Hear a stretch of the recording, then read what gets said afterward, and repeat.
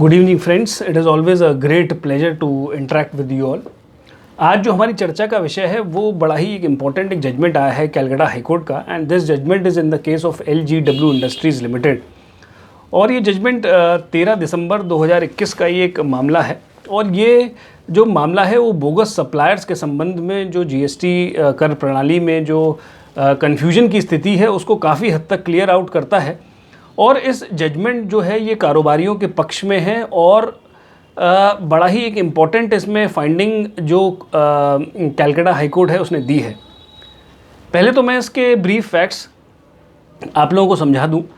इस मामले में हुआ क्या था कि डिपार्टमेंट ने जो बायर था उसकी ITC को ब्लॉक करके उसको पेनल्टी लगा दी थी। तो ITC को जब ब्लॉक करके पेनल्टी लगाई गई तो जो ऑर्डर पास किया गया उसमें ये हेल्ड किया डिपार्टमेंट ने कि आपका जो सप्लायर है that is a fake supplier, non existent है और उसका कोई अस्तित्व नहीं है, और जो बिल जारी किए गए हैं they are the fake invoices, और जो बायर ने ITC ली है वो फेक इन्वॉइस के बेसिस पे ली है, और इसी कारणवश उसकी जो ITC है वो रिवर्स करके उस पर पेनल्टी का जो ऑर्डर है वो पास किया गया। इस ऑर्डर के अगेंस्ट जो असेसी है वो कैलकाटा हाईकोर्ट गया, और कैलकाटा हाईकोर्ट के सामने उसने तथ्य ये रखे कि जो ट्रांजैक्शन है that was a genuine transaction, और जब उसने ये ट्रांजैक्शन किया था या जब ये परचेज करी थी तो GST पोर्टल पे सप्लायर जो है वो एक रेगुलर डीलर प्रदर्शित था जिसको GST विभाग ने पंजीयन दिया था। तो एट अ लेटर स्टेज अगर डिपार्टमेंट किसी सप्लायर का रजिस्ट्रेशन कैंसिल करता है तो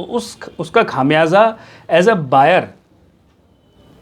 Y he has to face the consequences, क्योंकि इसका जो रिकवरी ऑफ टैक्स है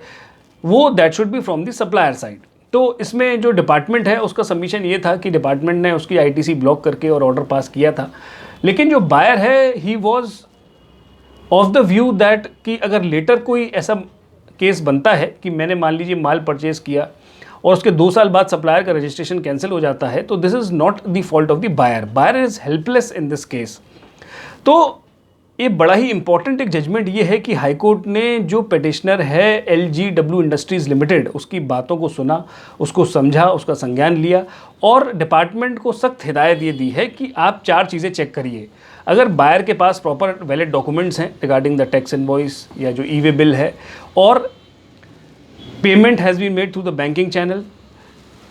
जो कैंसिलेशन हुआ है GST का रजिस्ट्रेशन का वो अगर बाद में हुआ है, और there was no connivance between the buyer and the seller, और बायर और सेलर के बीच में अगर कोई मिली भगत स्थापित नहीं हो पाती है,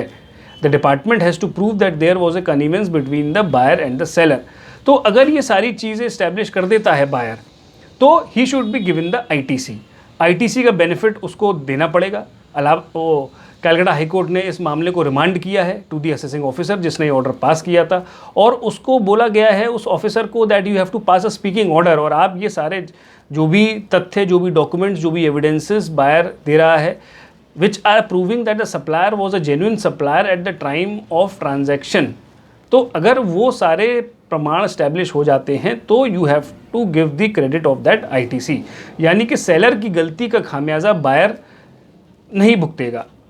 only in the case where the department is able to prove कि देयर वॉज ए कॉन्निवेंस, मिली भगत थी आपस में, दोनों को hand in hand they have done the mischief, तो only in that cases the reversal of ITC should be done. तो ये मैटर को रिमांड किया गया है, और ये बड़ा ही एक लैंडमार्क जजमेंट है उन सभी कारोबारियों के लिए, उन सभी असेसीज के लिए जो कहीं ना कहीं इस समस्या से पीड़ित हैं या उनको कोई ऐसा शोकॉज नोटिस मिला है जहाँ पे सप्लायर बोगस पाया गया है, और सप्लायर के बोगस पाए जाने के कारण